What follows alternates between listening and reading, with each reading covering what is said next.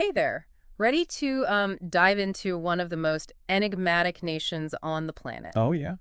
Today, we're exploring Eritrea, a country often dubbed Africa's North Korea. Right. Your provided source, a YouTube video by Professor James Kerr-Lindsay titled, Is Eritrea's Dictatorship Finally Ending? Mm. Suggests some serious shifts might be happening. Yeah, yeah. Why is this country so shrouded in secrecy? Right.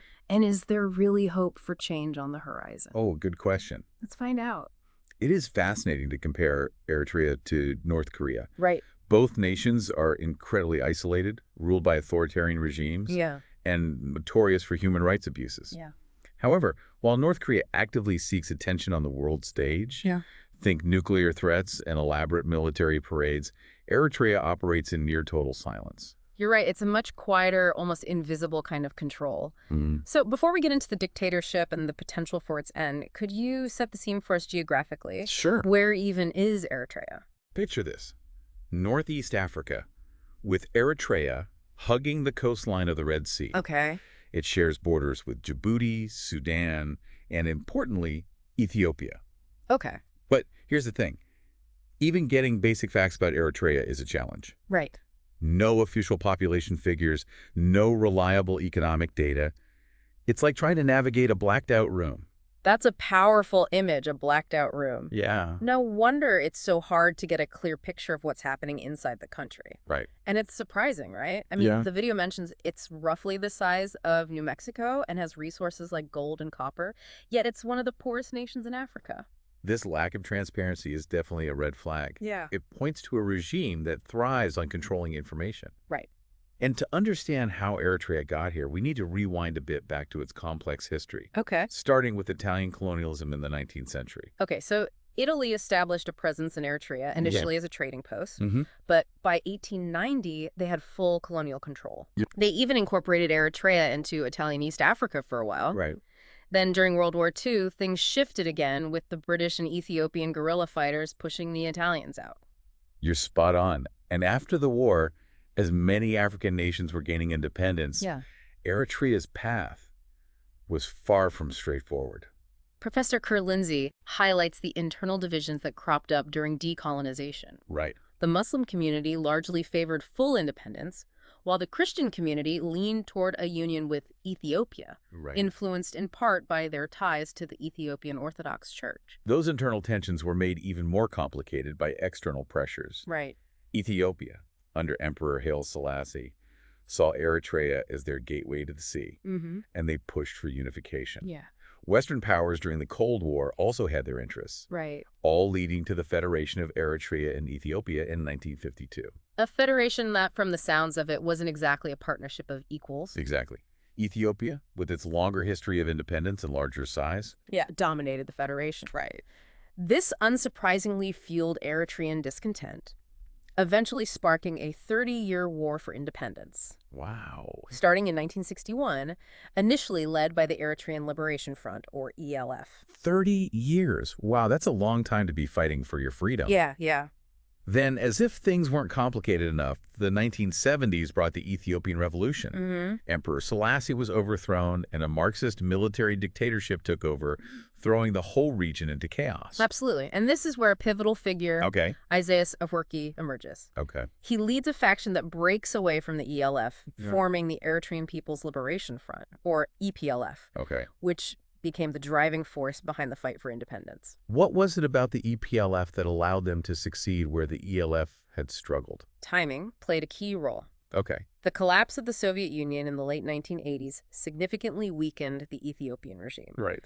This gave the EPLF an opening. And in 1993, after decades of conflict, Eritrea finally gained its independence. There must have been so much hope at that moment. Yeah. A new nation free from decades of conflict with a leader, Afewerki, who had spearheaded their liberation. Right. It felt like a new dawn. There was a real sense of optimism. Yeah. And that feeling was amplified when a draft constitution was drawn up in 1997. Okay. It promised a democratic Eritrea with protected human rights. Yeah. It really felt like Eritrea was poised to become a beacon of hope in the region.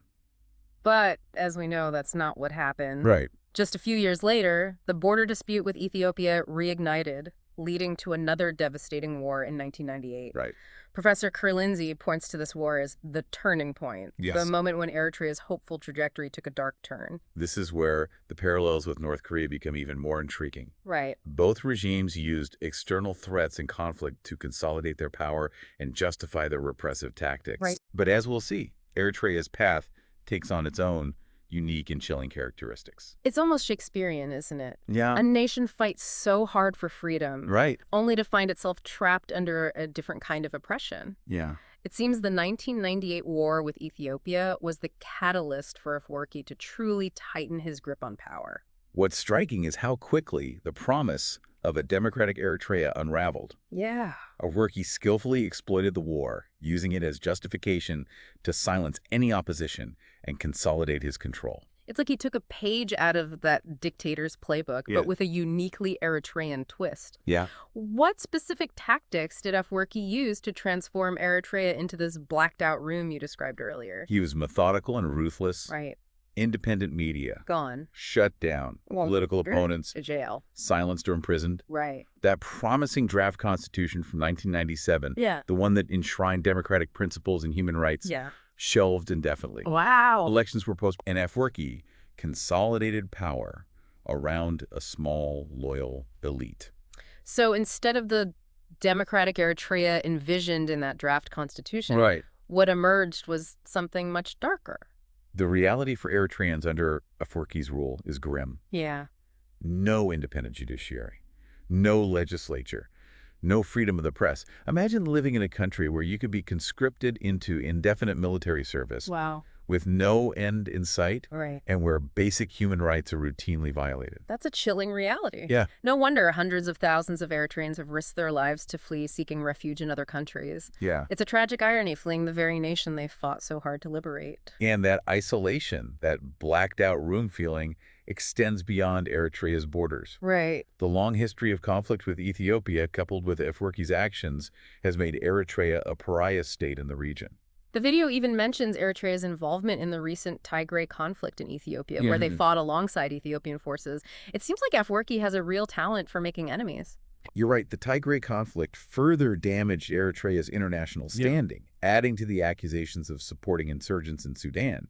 It's a tangled web of alliances and rivalries. Yeah. But amidst this isolation, there are some surprising partnerships. India. Now, that's an unexpected ally for a regime like Afewerki's. Yeah. What's driving that relationship? You'd think the world's largest democracy wouldn't be so quick to embrace a dictatorship, right? Right. But realpolitik often trumps ideology. Yeah. India sees Eritrea as strategically important, a gateway to the Red Sea. They've become a key trading partner. So strategic interests outweigh any concerns about human rights abuses or Eritrea's isolationist tendencies. It seems almost cynical, Yeah. but I suppose that's the reality of international relations sometimes. It highlights a difficult truth.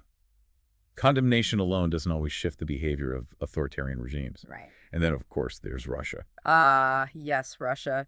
Given the current global landscape with the war in Ukraine and rising tensions between Russia and the West, it's not surprising that they'd be seeking allies wherever they can find them. Exactly. For Putin, having a friendly face in Africa, Right, a country willing to vote with him at the UN, for example, Right. is a strategic win. right. But this alliance with Russia also underscores the precarious position Eritrea finds itself in, Yeah, alienating its neighbors, right. relying on distant partners with their own agendas. It's a risky game Afewerki is playing. So we have this picture of Eritrea internally repressive, internationally isolated, Yeah. and entangled in complex geopolitical games. It feels pretty bleak, honestly. Is there any hope for change for the people of Eritrea to finally experience the freedom and democracy they fought so hard for? That's the million-dollar question. And what's remarkable is that even in the face of such overwhelming control, Yeah. there are signs of resistance, both within Eritrea and among the diaspora. Professor Kurlinzi mentions groups like Brigade Namadou. The Blue Revolution, working to expose human rights abuses and mobilize the Eritrean diaspora.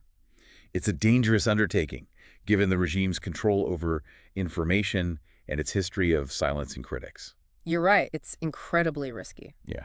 For years, the regime's grip on information, both domestically and for Eritreans abroad, was incredibly tight. Right. But with the rise of social media and increased global interconnectedness, Yeah. that control is starting to weaken. It's amazing how technology can empower those who are silenced, giving them a platform to speak truth to power, to Yeah. expose the injustices happening in places like Eritrea. It makes it harder for these regimes to operate in the shadows. Absolutely.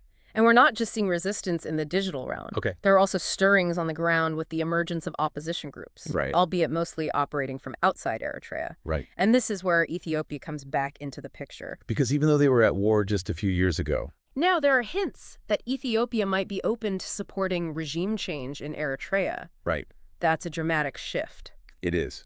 The video mentions opposition groups meeting openly in Addis Ababa, the Ethiopian capital. Right.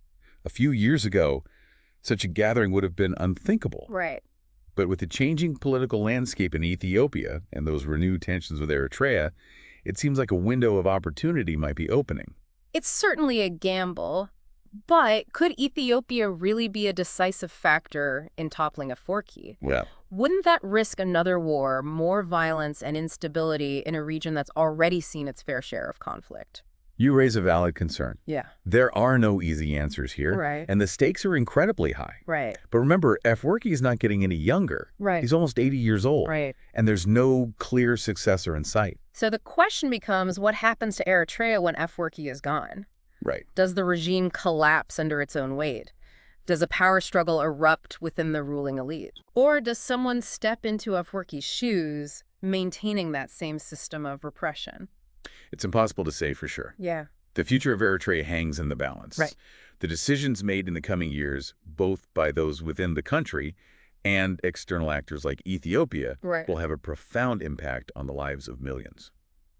It feels like we're standing at this precipice with Eritrea. Yeah. On one side, you have this oppressive regime that's been in power for decades, Right. showing no signs of loosening its grip. Yeah. But on the other, you have these glimmers of hope, the growing discontent, the emergence of those brave opposition groups, and the possibility of shifts in the regional power dynamics. It's almost paradoxical how Afewerki's longevity has shaped the situation. Yeah. His age, his iron-fisted rule. They've been the only constants in Eritrea for so long. Right. It begs the question, what happens when that constant is removed from the equation?